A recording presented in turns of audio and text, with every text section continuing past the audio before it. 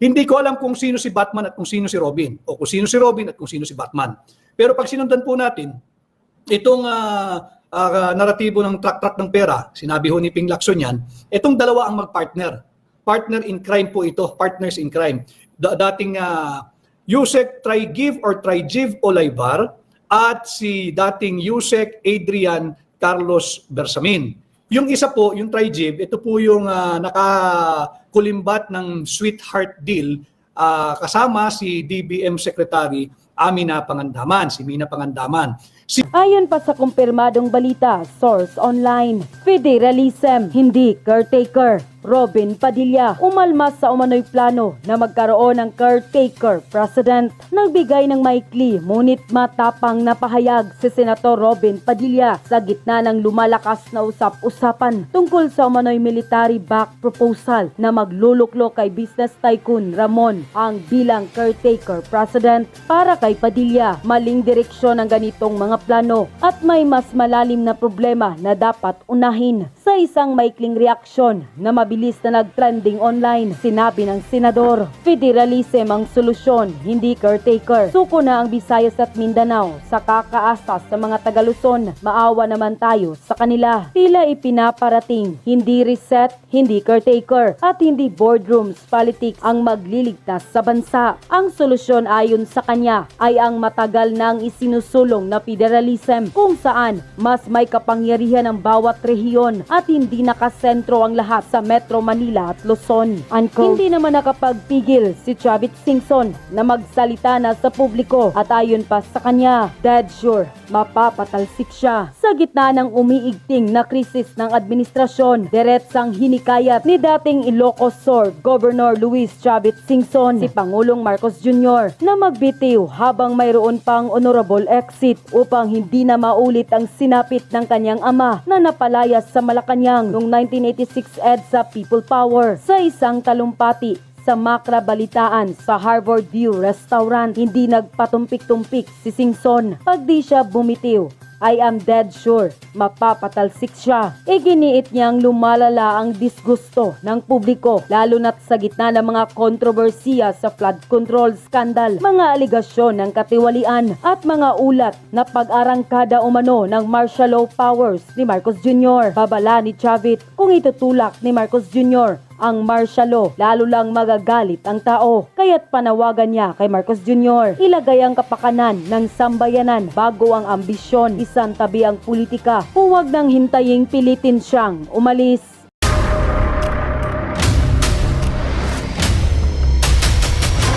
Bago tayo mag-umpisa, baka pwede niyong i-like ang video na to. Malaking bagay ang like sa aming mga content creators. Maraming salamat po.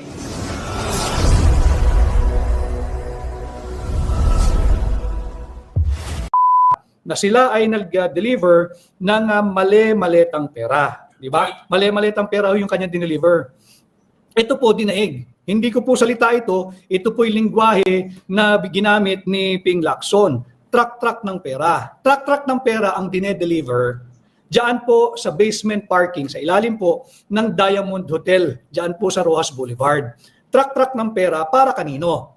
Kay dating Yusek Trigiv Olaybar, or Trigiv, hindi ko kasi siya kilala eh. Kung ano man ho yung pangalan niya, pakikita ko ho yung larawan. Ni dating Yusek si Trigiv Olaybar at ito pong si di umanong kanyang sidekick. Hindi ko alam kung sino si Batman at kung sino si Robin, o kung sino si Robin at kung sino si Batman. Pero pag sinundan po natin, itong naratibo ng truck ng pera, sinabi ho ni Ping Lacson yan, itong dalawa ang mag-partner. Partner in crime po ito, partners in crime. Dating Yusek Trigiv or Trigiv Olaybar at si dating Yusek Adrian Carlos Bersamin. Yung isa po, yung Trigiv, ito po yung nakakulimbat ng sweetheart deal kasama si DBM Secretary Amina Pangandaman, si Mina Pangandaman. Si DBM Secretary Pangandaman, sinasangkalang na rin po. Mamaya pag-usapan po natin yan. Samantala, ito pong si Adrian Carlos Bersamin, yung Trigiv, hindi ko po alam kung ilang edad ito. Pero itong Adrian Carlos Bersamin, mukhang mas bata po ito, higit na bata. Pero tingnan naman ninyo ang kanilang kinakasangkutang krimen. Krimen po ito eh. Sabi po mismo ni Senador Ping Lacson, truck ng pera. Dito sa dalawa, dito, dinaig po yung mali-malitang pera na una na pong sinabi ni Marine Sergeant Orly Gutesa, di ba? Paalala ko lang po doon sa kay Marine Sergeant Orly Gutesa, baka ho sakaling makatulong. Yung motto po ng Philippine Marine Corps, importante po kasi yun dahil naglalabasan yung mga kung ano-anong balita na may nag-recant, may nagano. Ang motto po ng Philippine Marine Corps ay KKK. Ibig sabihin, karangalan, katungkulan, kabayanihan. Ito po yung motto ng Philippine Marine Corps. Karangalan, dangal, dignidad, respeto sa sarili at respeto sa pamilya at respeto sa kapwa Pilipino. Katungkulan, yung kanila pong naging katungkulan o posisyon sa pamahalaan, kahit ngayon, wala na po siya sa serbisyo, yung once a Marine, forever Marine po yan. At yung isa pang K, kabayanihan.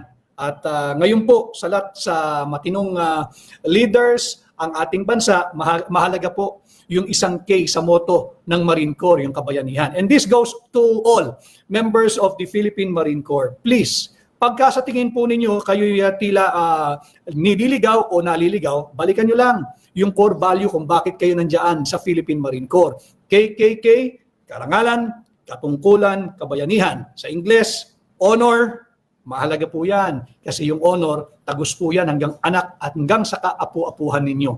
Honor, duty, valor. Yan po ang motto ng Philippine Marine Corps. Balik po tayo dito.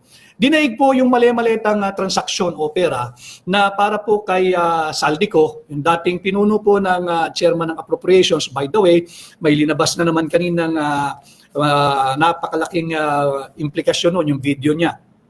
Tapos, yung dinaig din po yung mali-malitang inihahatid kay dating Speaker Martin Romualdez. Ito pong dalawa, si Trijib at si Yusek Adrian Bersamin, track po. Ngayon, kung talagang gusto nating magkaroon ng isang patas na investigation at mapanagot ang mga nagnakaw sa pera nating Pilipino, ito simpleng investigation Ipatawag mo yung head ng security ng Diamond Hotel. Paanong nakalabas-masok yung truck ng pera sa Diamond Hotel? Hindi po pipitsuging hotel yung Diamond Hotel.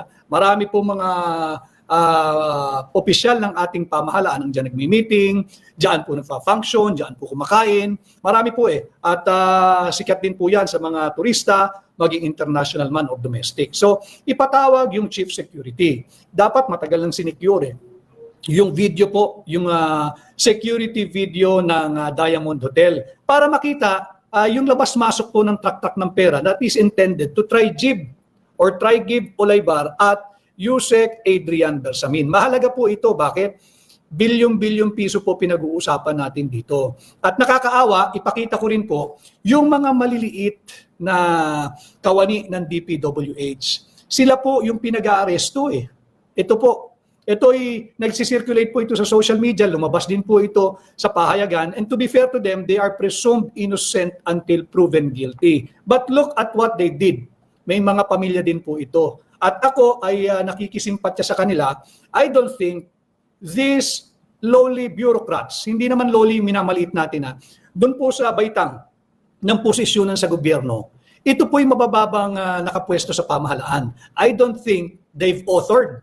I don't think they perpetrated. I don't think they tolerated. Wala po silang poder wala silang kapangyarihan, wala rin silang exercise of discretion para lumaganap itong ganitong kalaking pagnanakaw sa ating pamahalaan. Trilyong piso po ito At wala din silang kakayahan na mag-utos sa mga senador man o kongresista o sekretaryo ng DPWH na itong distritong ito o itong munisipyong ito, itong syudad na ito, lagyan mo ng ganitong halaga, ito yung i-implement nating proyekto. Kawawa po sila Samantala, yung tumanggap ng truck na pera, ipakita po natin muli yung dalawang, yung Batman and Robin, ito po walang ginagawang aksyon ang pamahalaan. Kwento lang na tila they have misrepresented and used the name of the office of the President or President Bongbong Marcos at na hoodwink, na 11, nabudol po daw nila tila si Mina Pangandaman. Bandang uli, ang maiipit po dyan, yung dating DBM Secretary Mina Pangandaman. Hindi po pwedeng mabudol yun. Matalas po yun, marunong po yun sa trabaho eh. And to be fair to the lady, matalino po yun, may galing po yun. Maganda po yung aral nun. But kung paano napalawak yung ganitong kalawak na korupsyon, kasi nga ho, hindi ba yung 2.85 billion sweetheart deal sa pagitan ni dating DBM Secretary Mina Pangandaman na ngayon ay sinasangkalan na rin. At nitong Trigib Olaybar ng dating DepEd Yusek. Imaginin mo, Yusek ka ng DepEd, nakikialam ka sa DPWH. Kanya nga nakakontrata po, naka-corner po sila ng sweetheart deal. Meron palang wingman ito. Hindi natin ngayon alam kung sinong wingman sa dalawa. Si Trigib ba ang wingman ni Adrian Bersamin o si Adrian Bersamin wingman niya itong Yusek ng DepEd? No? So dapat imbestigahan. Ang dali po niyan eh. Kung na-identify na armored vehicle, yung naghahatid ng pera, truck ng pera sa Diamond Hotel, pinangalanan po yung hotel, Diamond Hotel. Sigurado, meron ding tatak kung anong kumpanya yung naghatid ng pera sa Diamond Hotel, yung truck ng pera. Ipatawag yung chief security ng Diamond Hotel, ipasecure dapat yung CCTV ng Diamond Hotel, ipatawag yung kumpanya ng armored service or yung armored van service at imbestigahan. Saan ninyo kinuha yung pera? I'm sure may pinagmulan yan. Sa land bank magaling yan. Kasi kung pera ng gobyerno, land bank lang bubulwak yan. Land bank ang pagkukuhaan ng pera niyan. Maliban na lamang kung ito ay dumaan na sa isang kontratista. Yung kontratista, maaari niyang gamitin yung kanyang personal bank depository. Not necessarily land bank. Pag na-issue na siya ng bayad, pwede niyang gamitin yung kanyang personal account at doon niya naman ilabas yung pera para lang po magkaroon ng layering. Madali po yan. Bakit? Dahil obligasyon ng mga nagpapalabas ng ganitong mga naratibo sa ating mga Pilipino. Malapit na naman po ang Biyernes, huling araw ng buwan ng Nobyembre at karamihan ay sasahod tuwing katapusan. Hindi niyo pa ho nahahawakan yung inyong pinaghirapan sa loob ng kinsenas. Bawas na po yung inyong buwis. Papayag ba kayo na itong dalawang kulukoy lang ang ang itinuturong nagnanakaw ng ating pera? Na tila sila yung mastermind. Hindi po pwedeng yan ang mastermind. Imposible pong mastermind dyan. Ito po ay ang nagpahayag po nito, para lang po kumpleto tayo ha. Inilabas po ito sa news portal ng INQ or Inquirer.net. Ipapakita rin po natin. At ang source po nila ay si Senador Ping Lacson. Yung sa Inquirer.net, pakilabas lang natin yung isang photo natin. Yan po, makikita ninyo, ito po ay Inquirer.net. Yung sabi ni Ping Lacson, yung dalawa nakakuha ng kickback from insertions na inilahad ni Zaldico. Pupunta po tayo kay Zaldico. Alam ko maraming mainit sa kwentuhang yan. Yung linahad ni Zaldico kanina tungkol naman sa 50 billion pesos na insertion ni Sandro Marcos, yung congressman ng Ilocos Norte. Pag-usapan din po natin yan. Dito muna tayo para ma-establish natin yung kwento ng truck ng pera. Hindi na po biro to, daig nito si Martin Romualdez at si Zaldico eh. Truck ng pera. Ano na po ito? Sophisticated thievery na po ito. High-tech na po itong dalawa. Gumagamit na po ng armored vehicle. Yung ninakaw nila, ayaw nilang mahipo ng iba, ayaw nilang mabawasan kahit isang piraso ng 1,000 piso. Ganyang kaswapang yang mga yan. Pero kagaya ho ng pinakita kong larawan kanina, ito po itong dalawa mga mid-level po ito. Mga mid-level. Yung naunahong pinakita ko, kaya po demoralize hindi lamang po ang mga empleyado ng DPWH.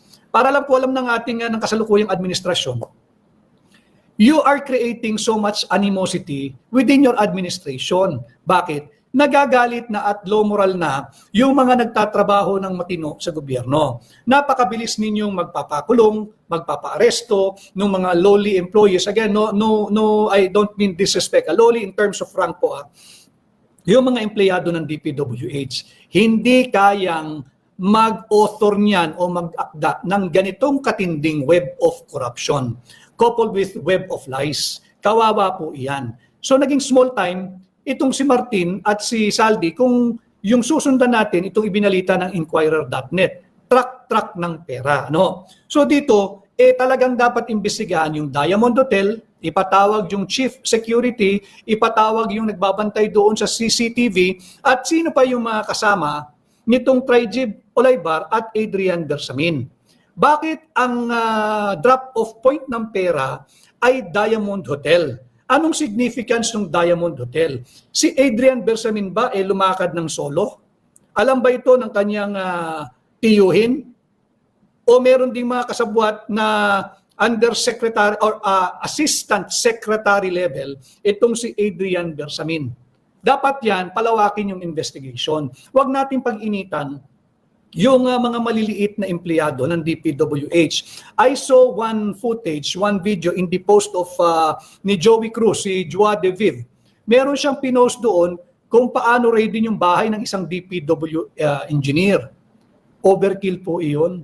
Ang ibinibintang po ron, bahagi dito sa skema ng korupsyon. Wala pong pinatayon. Nakita nyo naman, nakadraw lahat ng baril ng NBI. That's not the way to serve a warrant.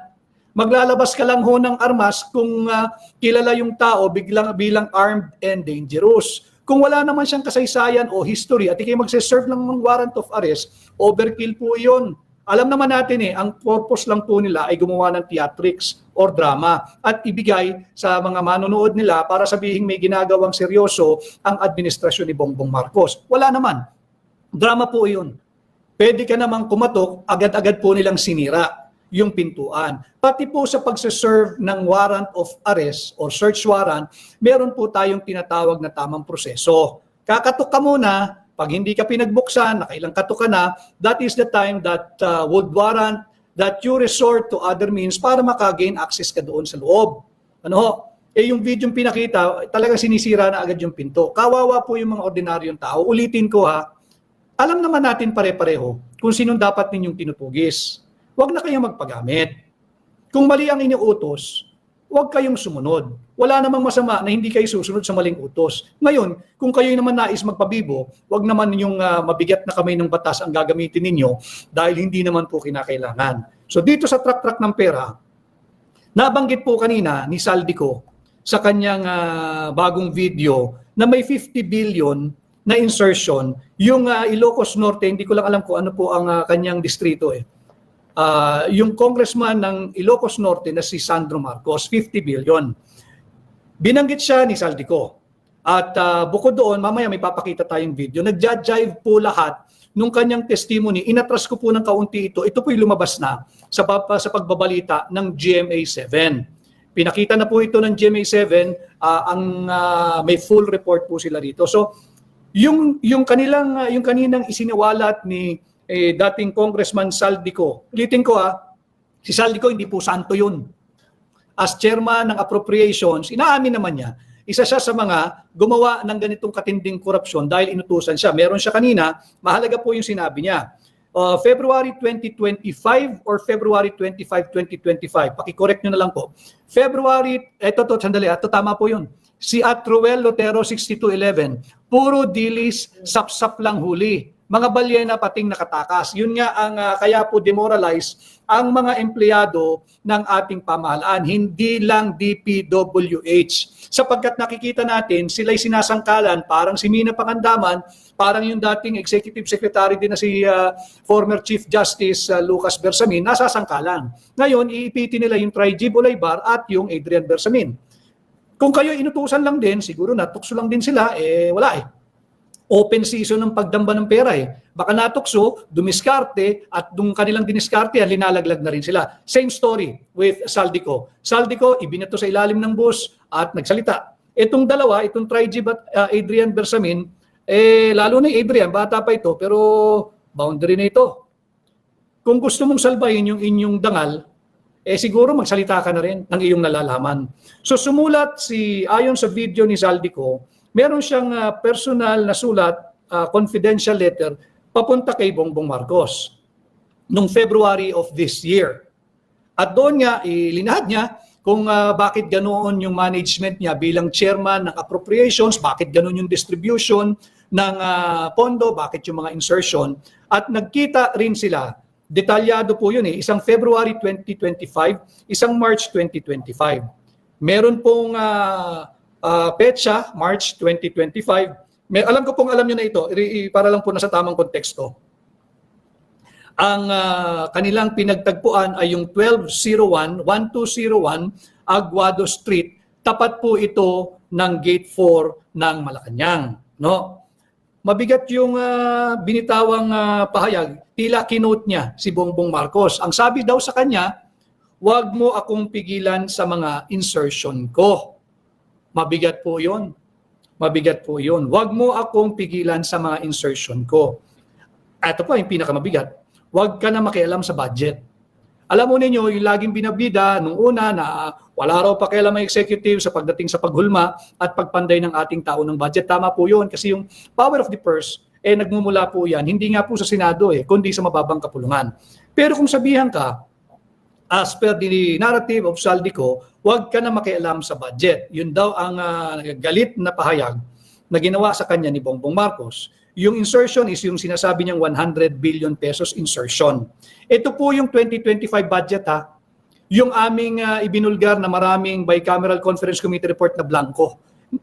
Incidentally, nakakalungkot po dahil lumabas na yung mismong former chairman ng appropriation nitong illegal, immoral, invalid, criminal, and unconstitutional 2025 budget.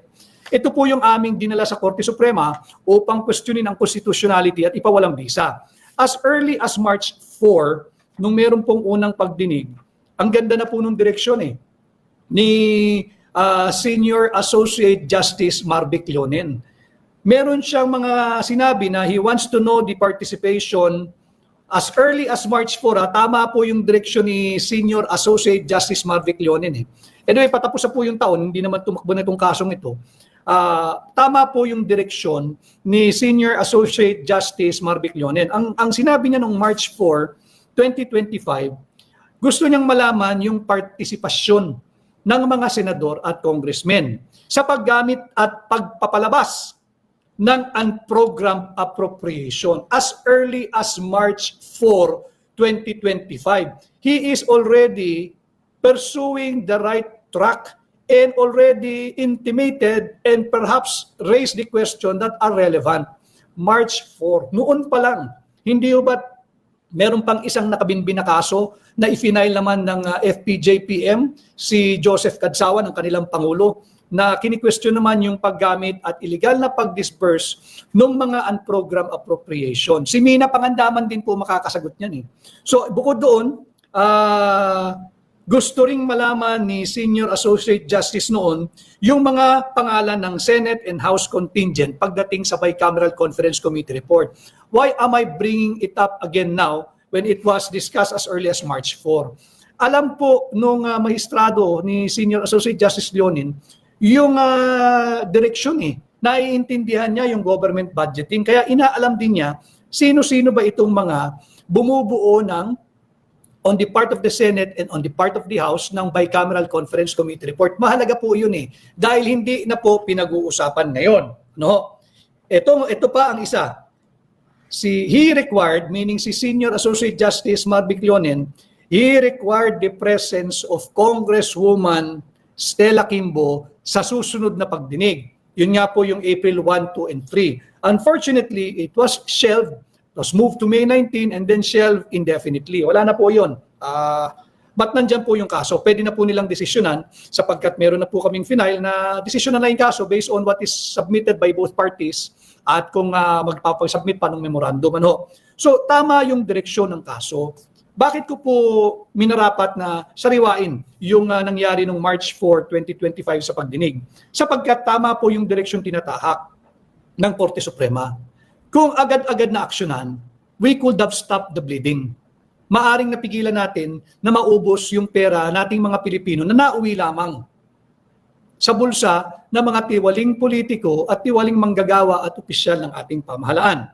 So, nabanggit ko kanina, base doon sa videong pinalabas ni Saldico, essentially, talagang sinabi niya, diretsahan, kausap niya si Bongbong Marcos, March 25 sa 1201 Aguado Street, tapat ng Gate 4 ng Malacanang, at sinabi niya ni Bongbong Marcos, wag mo akong pigilan sa mga insertion ko at wag ka na makialam sa budget. Ano po ang value noon?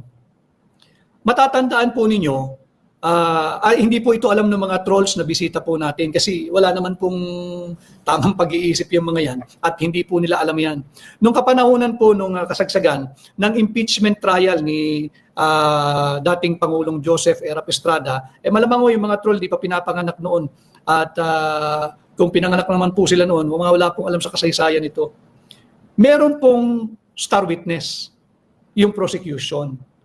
This was 2001, nung impeachment. Inilabas po siya, pilit po siyang binabasag nung yung mga abogado ng depensa. Natural po yun trial Si Binibining or si Ginang Clarissa Ocampo. Bangkera po ito, si Clarissa Ocampo.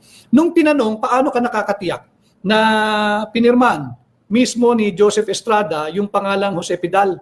Paano mo nakita? Nakita mo ba? Ang sagot po niya, nakita niya. And she was just a foot away. Hindi po yung paa, yung sukat, yung dikitan. Talagang kitang-kita niya. Yun po yung katagang naging pamoso ng mga panahong yun, munting lakbay sa ating kasaysayan. Ito po yung pamosong I was a foot away.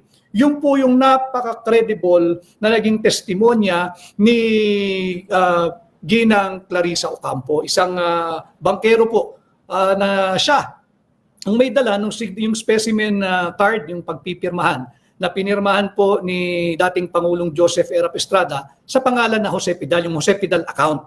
So yun din po yung maiahalin tulad ko, itong halaga at value na naging testimonya o pahayag ni Zaldico.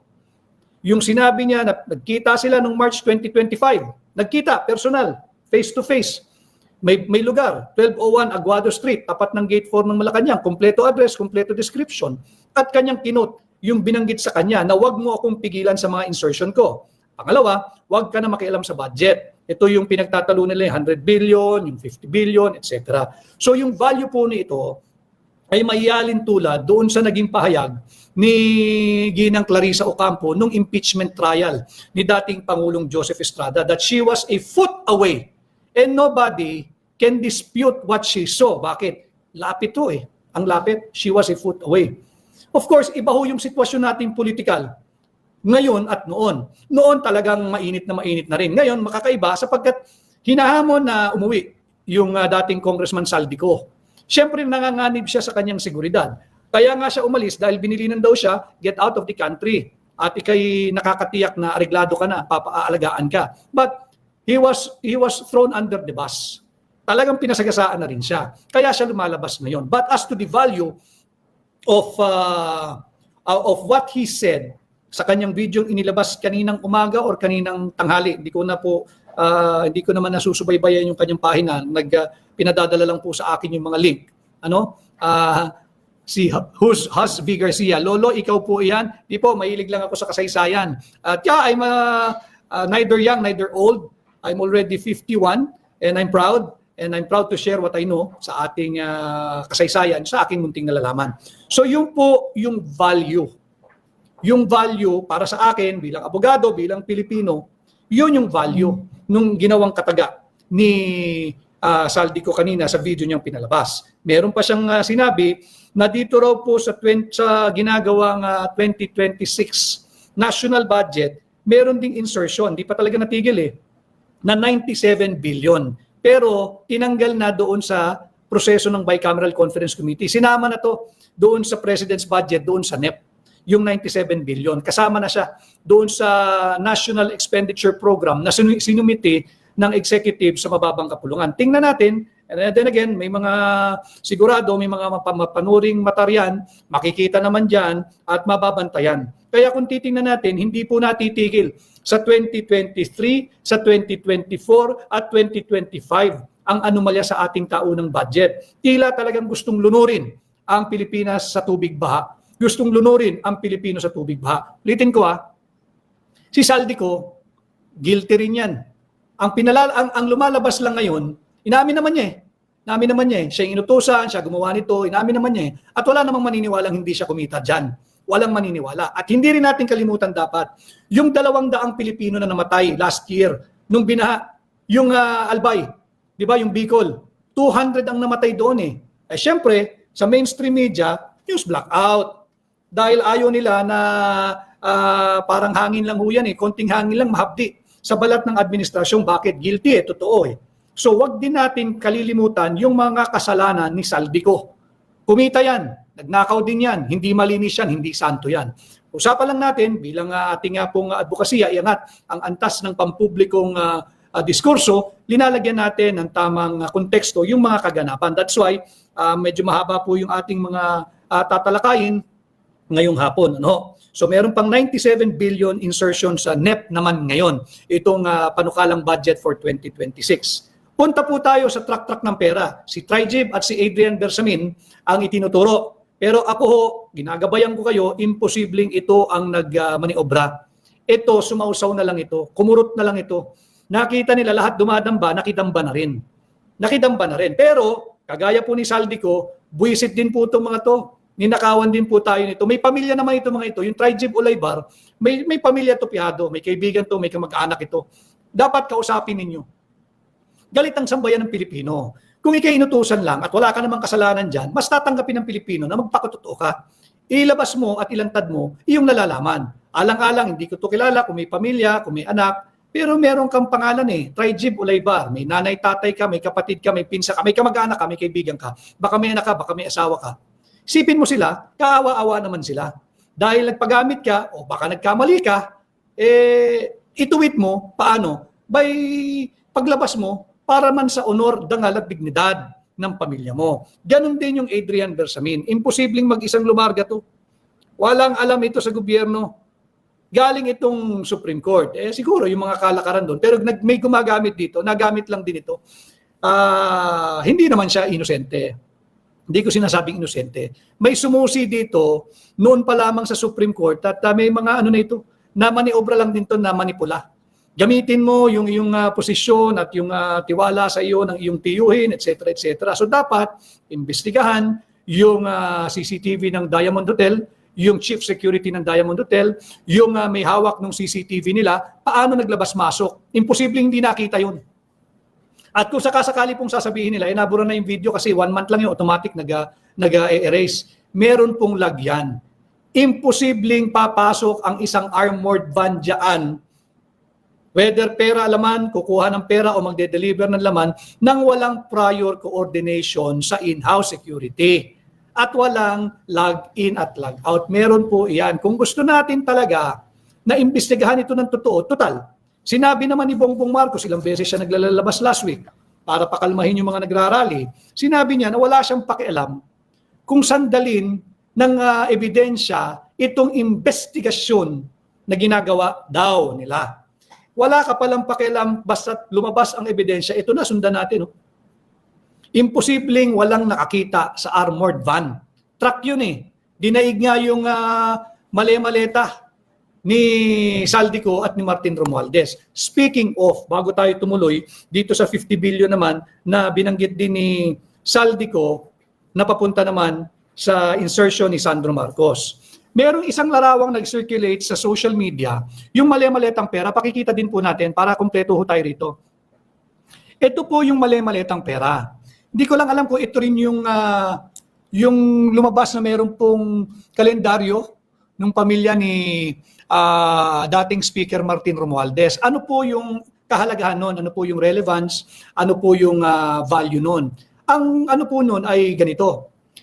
Kung ito, may poster dyan ng pamilya may kalendaryo ng pamilya ni dating Speaker Martin Romualdez, malamang garahe niya yan. Diyan ibinaba yung pera. Pero sabihin nilang circumstantial. Kung gusto po talaga nila na mag-imbestiga, andyan na ho sa larawan. No? Itong sports car na ito na kulay silver, metallic, or gray, meron tayong nagbigay ng impormasyon na ito ay isang sports car. Mukha naman na Maserati. Mahal po yun. Mahal po yung Maserati. At I think ano rin ito yung mga supercar kung tawagin, talagang malakas sa makina, kakaiba, ilan lang ang meron. Kung talagang gusto nating malaman, yung sinasabi ni Saldico, kung ipaparehas lang yung investigation, kaya rin naman ito ng Blue Ribbon. Ayan yung conduction sticker, mga kababayan. Silipin po nyo yung conduction sticker. Ipa-enlarge, ipahanap saan? Bureau of Customs. traceable yan. Imposibleng hindi nila matrace yan. Whether yan in-import ng local distributor ng Maserati o may nag-import, matitrace po yan. Kung saang port pumasok, kung sino yung importer, kung sino kanino nakakonsign, magkano yung binayarang buwis, at sino nagmamay-ari. Yan po ay dark gray o metallic silver. Makikita po natin sundan lang po yung conduction sticker, ang linaw Kung sasabihin ng BOC, halimbawa ng Bureau of Customs, na wala nang dokumento yan kasi close na yung transaksyon yan, yun po ay panloloko na. Meron pa yung next layer yan. Puntahan ninyo yung Land Transportation Office. Magmamatch po yan. Magmamatch po yan. Yung conduction na yan at saka kung sino yung nagparehistro, sino may-ari, anong plaka inisyo. Meron din pong tinatawag yung Certificate of Payment or yung CP ng Customs. Hindi ho madaling maniobrahin pag dumaan sa gobyerno. Ang dami pong dokumento niyan, ang daming papel. Kanya kung totoong investigation lang ang gagawin, matutumbok ito pong dark gray na Maserati, merong information na ito ay pinasok ng Brilliance Motor Corporation. Dapat check din yan. So dalawa lang ang kausap dyan, Bureau of Customs at saka LTO. Matitrace po yan. Matitrace po yan. Yung Bureau of Customs, sila po ang nag-process, nag-facilitate at nag-issue ng CP, yung Certificate of Payment. Yung LTO, syempre naman ire-rehistro yan. Mapwera na lang na hindi na-rehistro. Pero mahahanap po yan Mahahanap po yan. So, nandyan po lahat. Hindi tayo dito nagdidiskurso ng basta diskurso lang. Meron po tayong ipinapakita na ito yung maliit, ayun yung larawan. Ayun yung larawan. So, ito, masasabing, hindi, baka supporter lang, circumstantial yan, etc., etc., pero yung conduction sticker nung Maserati silver gray or metallic silver, ayan po yung conduction sticker. Hindi pwedeng hindi matumbok yan. Kung gusto natin ng honest to goodness, totohanang investigation. Si Proud Caviteña, Caviteña, posible po, pero kung di pabor sa kanila, lahat imposible. I agree. Pero kaya nga po tayo merong direktang ugnayan sa inyo sapagkat dito, yung hindi sadyang pinag-uusapan, dito malaya nating napapag-usapan. Karapatan po natin bilang Pilipino, at ako'y ginagabayan ko kayo bilang abogado, nandyan kung talagang gustong imbestigahan, maiimbestigahan. Tuloy po tayo bahagi ng truck na pera. Nagtutugma po, tila tugma yung nagiging pahayag nung saldi ko na sa video niya kanina. Na sinabi niya noong 2023 ay 9.363 billion ang insertion, noong 2024 20.174 billion at noong 2025 ngayon ay 21.127 billion. 50.938 billion according to him yung total amount na insertion na ang itinuturo niya si Sandro Marcos. Meron na pong inilabas. Not necessarily about the 50.938 billion. Meron na pong unang nailabas at ibinalita ang GMA7. Ito raw ay proyekto sa Ilocos Norte ni Sandro na dinisgrasya ng mga diskaya.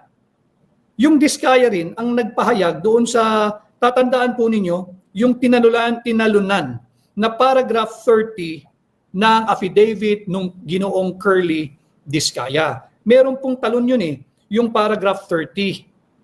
Yung may paragraph 30 na binabanggit yung regional director ng Region 1, Ilocos Norte, na Ronel Tan, nakalimutan ko na yung pangalan, hindi ko mahanap sa aking mga notes. Yung regional director ng Region 1 ng Ilocos Norte. Ano po yung kahalagahan noon? Tila nagtutugma pagkat napabalita na po ito ng GMA7.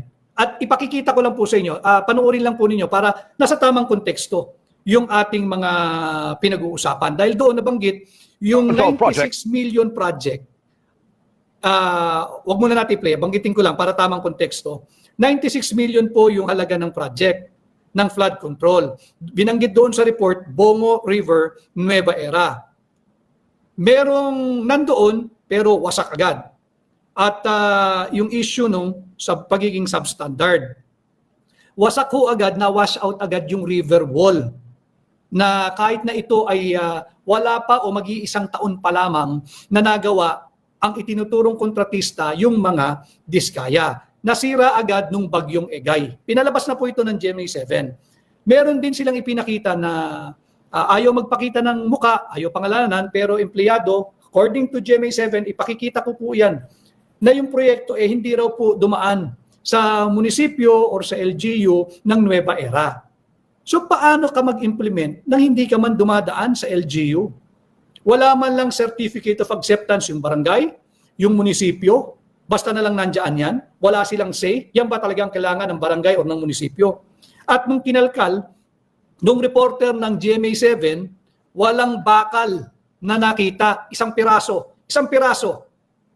flood control project po ito, isang pirasong bakal at manipis ang pagkakasimento. Walang bakal, panay bato. O talagang ampaw, talagang halo. Kahit walang bagyo, pag dinaanan ng malakas na kasaragas ng tubig yun, mawawasak po yun. Bakit? Bukod sa manipis, yung simento, yung outer cover niya, yung outer support niya, wala pong bakal sa loob that will hold all these rocks para lalong tumibay. Nandiyan po yan. At katangi-tangi, doon daw po sa 36 flood control projects, 32 ay nakuha ng mga diskaya. Yung kanilang limang kumpanya, distributed po yan.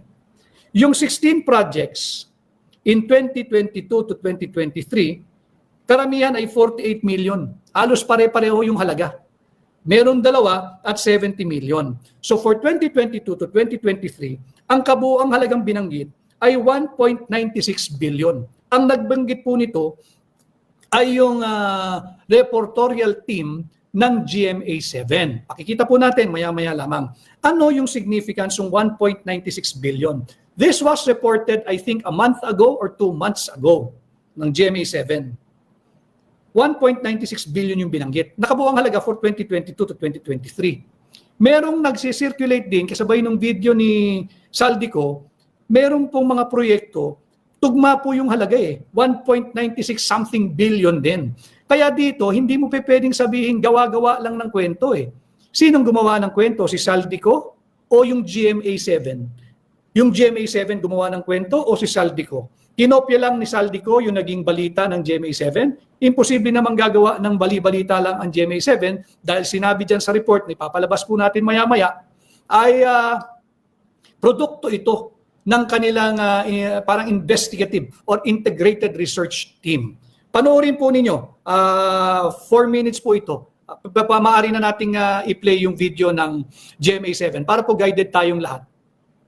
Ilocos Norte na mismong probinsya ni Pangulong Bongbong Marcos, may mga flood control project ang mga kumpanyang konektado sa mag-asawang diskaya. Ang ilan, sira ng ating puntahan kahit wala pang 1 taon. Nakatutok live si Rafi Tima. Rafi. Emil, nandito nga ako sa isa sa mga nasirang flood control project na konektado sa mga diskaya dito sa Ilocos Norte. Ilang buwan pala daw ito ng rumagasa at dumaan dito at nasira ito ng bagyong Egay. Ang kapuna-puna ay magkakadikit at halos pare-pareho ang presyo ng mga proyekto rito. Sa 3.5 kilometro lang na bahagi ng Bongo River sa Nueva Era, Ilocos Norte, 15 flood control projects na agad ang pinondohan mula 2022 hanggang 2023. Ang kabuuang presyo, 1.16 billion pesos. 3 kumpanya ang naka-corner sa mga proyekto batay sa datos na sinuri ng GMA Integrated News Research mula sa sumbong sa Pangulo.ph website. Yan ang Alpha and Omega General Contractor, St. Gerard Construction at St. Timothy Construction Corporation. Mga kumpanyang pag-aari o konektado sa mag-asawang Sara at Curly Diskaya. Siyam sa mga proyekto nila sa Bongo River, pare-parehong mahigit 96 million pesos. Marami dito si Rana.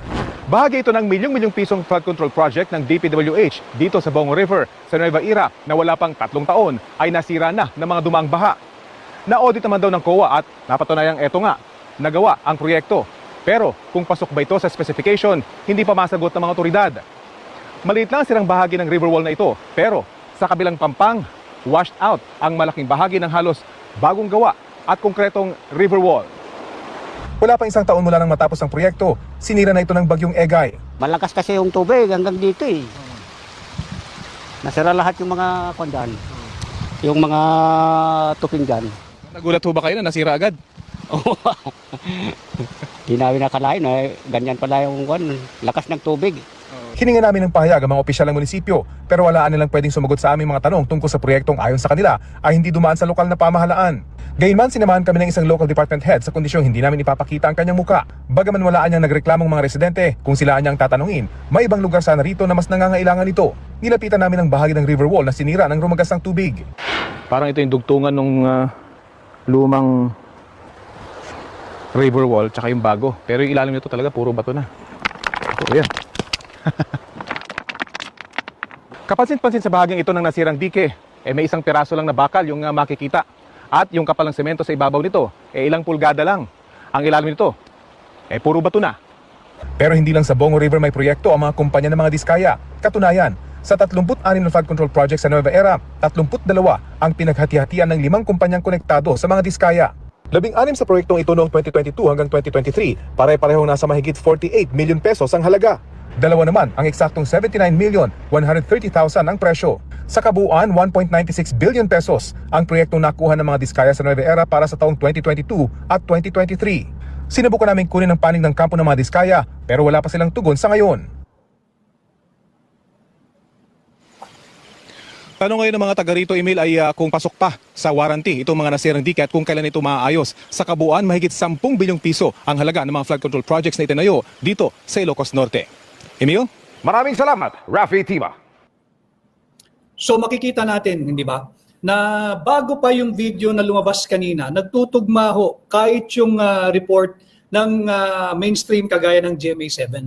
They did their own research, send their seasoned reporter on site, at yun ang nakita. Nagtutugma. Kaya dapat hindi basta ibaliwala yung mga linalaman ng bagong video. Dahil meron ng naunang video na sabihin na natin talagang mas may independence kung ibabangga doon sa source naman ng video na lumabas kanina. Pasensya na sa TikTok, hindi ako marunong ba't nag-e-end ito. Sumubaybay na lang ko kayo, lipat po kayo ng Facebook at sa YouTube. So may basihan yung ating pong mga dinidiskurso dito. And again, I am not saying that you have to agree with what we have presented here. You have to formulate your own enlightened and intelligent opinion on what is happening in our country. So that, kagaya po nung ating layunin, we have to break the chain of corruption. We have to break the very sorry cycle of corruption. Kawawa po yung ating mga kabataan. So nandiyan, pinakita ko sa inyo, linahad ko sa inyo, tutungo po tayo bahagi ng truck ng pera. Yun naman pong gagawing rally ng simbahang Katoliko sa darating na linggo, November 30. Dami ho nilang mga pahayag, pero ito po yung rally na galit po sila sa corruption, galit sila sa corrupt, pero wala silang pinapangalanan kung sino yung nangurap. Gusto nilang papanagutin yung mga nagnakaw, pero wala silang nais panagutin. Wala silang binabanggit na pangalan eh. Gusto lang daw nila, labanan natin ang korupsyon, laganap ang korupsyon. Wala naman tayong pagtatalunan doon. Pero wala silang binabanggit. Ang sigaw nila, ikulong ang mga magnanakaw. Sinong ikukulong? Wala silang binabanggit. Masyado hong nagrally ng walang dahilan.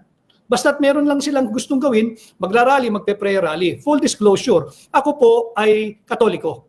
At hindi po ako nagko-comment doon sa ibang religious group sapagkat hindi naman po ako bahagi. But this one, pwede po ako magkomento dahil Katoliko po ako eh. Hindi man po ako relihiyoso, hindi man po ako palasimba, hindi man po ako madasalin, pero ako po'y Katoliko. Merong sumisigaw na galit sila sa korupsyon. Pero hindi sila galit sa korap. Galit daw sila sa korupsyon, pero walang korap. Galit daw sila sa nakawan, sa gobyerno, pero walang magnanakaw. Maaari po ba yun? Meron daw krimen, at ayaw din nila yung krimen, yung pagnanakaw, pero walang kriminal. Meron daw pong ninakaw, pero walang magnanakaw. Mabigat, hindi ba? Ayaw daw po nila magbanggit ng mga pangalan. Alam niyo, selective po yung ginagawa ng iilan, hindi lahat, iilan. Sa akin pong parokya, mahusay po yung yung pamunuan doon, yung parish priest po roon, balansyado, objective, at nasa tama po yung kanyang pananaw pagdating sa mga nangyayari sa ating bansa. Pero kalabisan naman ho na yayakagin sapagkat nag-anunsyo na po sila, I think sa lahat ng simbahan, nagyayaya na po yung obispo na sumali po, nag-discontinue na yung aking TikTok dahil daw po sa inactivity. Hindi ko alam ano ibig sabihin po nun. Lipat na lang ho kayo ng pahina dito sa YouTube at Facebook. Ano? So nagyayakag ng mga mananampalataya, ng mga Katoliko na lumabas, meron daw pong prayer rallying gaganapin laban sa korupsyon. Sinong nangurap? Dahil laban daw po sa pagnanakaw. Sinong nagnakaw? Dapat ikulong. Sinong ikukulong natin? Kulang po bitin at hindi makatotohanan. Nagrarally ng walang dahilan. Hindi po ako madasalin, hindi po ako relihiyoso, ako po'y Katoliko. Sabi po di ba sa Ten Commandments, yung number 6, you shall not kill. You shall not kill. Huwag kang papatay, huwag kang kikitil. Yung sa ilang grupo sa simbahang Katoliko, yung liderato, kayo nagtuturo nito. Yung mga bata pa lamang, tinuturuan nyo, nasasakupan nyo, yung 10 kautusan. Number 6 po dyan, thou shall not kill. Ang dami na hong namatay dahil sa pagnanakaw sa flood control. Ang dami na ho. Last year pa, dyan sa Bicol, sa Cebu, kung san-san pa. Ang dami na pong namatay. Thou shall not kill. Ang dami nang namatay, marami pa ho ang mamamatay. Bakit? Ninakaw nga ho po yung trilyong piso Yung kanilang panawagan, mag-rally. Magra-rally laban sa Sa korupsyon. Sinong nangurap? Tanungin din po ninyo sila. Kanino tayo lalaban? Sino ang kalaban? Ilusyon, imagination, panaginip, halusinasyon. Sabi po thou shall not kill. Ang dami na hong namatay. Tingnan po ninyo Para sa inyo, may krimen pero walang kriminal. Yung 1 billion pesos. Alam mo ninyo,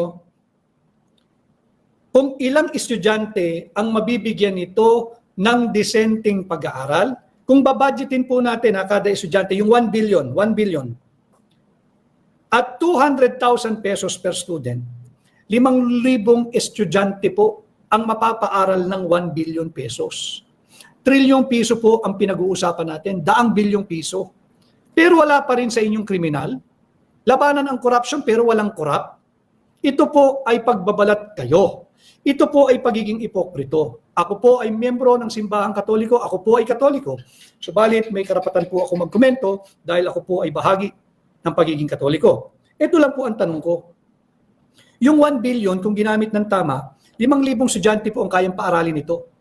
At 200,000 per student. Maganda na po yun. Maganda na po yun. 5,000 students per year. Yung 200,000, masasabi ninyong sobrang laki niyan, tama. Pero yung kalidad ng pag-aaral, kagaya po ng aking sinabi na dito sa aking pagla-live dati, pwede ho kasi na yung top students natin ng graduating ng grade 12 at saka grade 11, imbis na yung pinapa-abroad natin, yung mga mayor, board member, konsihal, kapitan, ang bigyan po natin ng insentibo yung mga honor students ng grade 12 at grade 11. Padala natin sa ibang bansa at makita nila na hindi ito ang standard of living. Hindi ito ang standard of governance. Padala natin sila sa Vietnam, padala mo sa Singapore, padala mo sa Hong Kong, padala mo sa Malaysia, padala mo sa Thailand. Ipakita natin, padala mo sa Japan. Yan ang standard para iangat din nila yung kanilang standard. Hindi yung ating mga mahal na kabataan. Hindi yan ang standard sa labas ng Pilipinas. Kung ano ang nakikita ninyo, kung ano ang binibigay at nararanasan natin ngayon, hindi yan ang standard, hindi yan ang normal, at lalong wag na wag ninyong tatanggapin na yan ang new normal. Hindi po yan. At yung ating mga nasa kawani ng gobyerno, mapapulis, mapapasundalo, mga ordinaryong kawani ng gobyerno, pati na yung ating mga nangangarap na magkabahay ng mga kababayan. Yung 1 billion, kaya po nung makapagtayo ng 2,900 socialized housing. 2,900 units at 300,000 per unit. Disente na po yung basta't wag na nakawin. Ganyan po yung kalaki ng perang nawawala. Ang dami na pong namatay at pag hindi natin inabatan yung ganitong pagnanakaw, marami pa pong mamamatay. Ano na po ang magiging diwa nung isa sa 10 kautusan, thou shall not kill? Punta po tayo doon sa commandment number 8. Pagkatapos ng you shall not kill, sa number 8 ho, you shall not steal. Kulang pa ba yung nakikita natin para kondinahin ng simbahang Katoliko yung dapat nilang kondinahin? Mahirap naman, nanahawa na rin sila na manhid, bulag, pipi at bingi. Wala pong kinukundila. imaginary ang laban at yung ilusyon o halusinasyon po yung pinaglalaban, sino ang nagnakaw? Sinong magnanakaw? Sinong ikukulong? Sinong korap? Wala ho eh. Naghahanap po ng leadership ang mga Katoliko. At I'm sure, ako'y mangangahas, hindi lang ako ang may ganitong sentimiento. Yung number 10 po, sa ating mga ilang medyo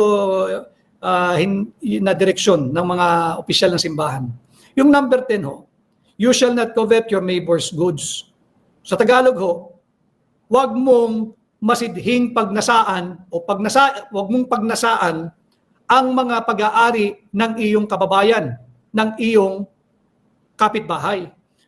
You shall not covet your neighbor's goods, not to have an intense or unlawful desire. Huwag ka magkaroon ng masidhing pagnanasa o mahalay na pakay sa ari-arian na hindi iyo, lalo na yung pera ng Pilipino. Huwag yan. Dapat magkaroon tayo ng contentment o kabusugan. Alam mo ninyo, bawal ang masiba. Bawal ang masiba. At yung aking babanggiting huli, ito po yung sinasabing pangalawa, sa pinaka-greatest among the commandments. Love your neighbor as yourself. Yung pagnanakaw sa pera ng mga Pilipino, is that loving your neighbor? Kaya ko po binanggit ito. Sapagkat pati po yung ating saligang batas, handang yurakan, handang sunugin, handang isang tabi nung mga hilaw na dilaw. Bakit po hilaw na dilaw? May tunay na dilaw po eh. Remember our democracy icon, Cory Aquino, kaya nga ang tawag natin sa 1987 Constitution ay Cory Constitution. Pero, andyan na po yung mga hilaw na dilaw. Yung hilaw na dilaw, wala silang pakialam sa legasiya ng Cory Constitution. Kahit sagasaan yan, kahit ibasura, kahit sunugin, kahit yurakan. They are not there to uphold, defend, and respect our Constitution. So dapat ilagay natin sa tamang konteksto. Pipili po kayo ng inyong may mga nagyayakag na ganyan sa darating na linggo, ano bang pinaglalaban nila? Against corruption. Sinong nangurap? Sinong korap? Ikulong daw. Sino ikukulong? Wala nga kayong nababanggit na pangalan. Kanina sa ating pagsisimula hanggang ngayon, pinakita na natin yung mga maiinit na usapin. Nandyan na eh. Nandyan na. So, yan po. Tapos, pag may baha, pag may sakuna, pag may bagyo, again, not in the parish where I belong. And I'm sure marami rin parokyang magagaling ang mga namumuno at maganda yung community. Maganda talaga yung nagbabayanihan, nagtutulungan. Subalit hindi pa bago tayo dapat humingi ng solicitation o let's be generous in our donation this Mass or this Sunday because we want to initiate a relief effort drive, etc. Ang daming pera ng gobyerno eh. Punain naman ninyo. Yung mga harap-harapan ninanakawan tayo, bahagi yan ng inyong trabaho sa mga napapabilang sa simbahang Katoliko. Huwag na tayong magpatumpik-tumpik pa, huwag na tayong magbulahan dito. Karapatan ko bilang miyembro, bilang Katoliko. So sana magabayan po yung mga hinayakag na mag-rally daw sa linggo at magrarally sila laban sa korupsyon pero walang korap. Naisip pakulong yung mga dapat makulong. Sino ikukulong? So yun o, pag-isipan po ninyo. At sana itong ating pong pagla-live ngayon ay nakatulong na higit kayong mamulat at bumuo rin kayo ng inyong sariling at personal na opinyon. Ama naming Diyos na makapangyarihan sa lahat, salamat po sa iyong pagmamahal na hindi nagmamaliw. Sa gitna ng kaguluhan sa aming bansa, turuan niyo po kaming magtiwala sa iyong hustisya at hindi sa hustisya ng tao. Linisin niyo po ang aming mga puso at ituro niyo po ang tamang daan ng katotohanan at pag-ibig. Tulungan niyo po kaming maging ilaw sa gitna ng dilim at ipakita sa mundo na may pag-asa pa sa pangalan ng aming Panginoon Hesus. Salamat po sa pag-ibig po ninyo at salamat sa pagdinig ng aming mga panalangin at iligtas niyo po kami. Sa pangalawa po ninyong pagparito at patawarin po kami sa lahat ng aming mga pagkukulang at pagkakasala sapagkat ito po ang aming samot hiling sa matamis na pangalan ng aming Panginoon Hesus. Amen. Mabuti pa ang sardinas may label. Tayo, wala. Nay, ito na yung bayad ko sa isa, O, kunin mo yung isa. Isa muna, iyan, Tapos, isa pa, di ba? 4 dapat na sardinas, yan. 3 na. Pang-4 na sardinas. Okay na.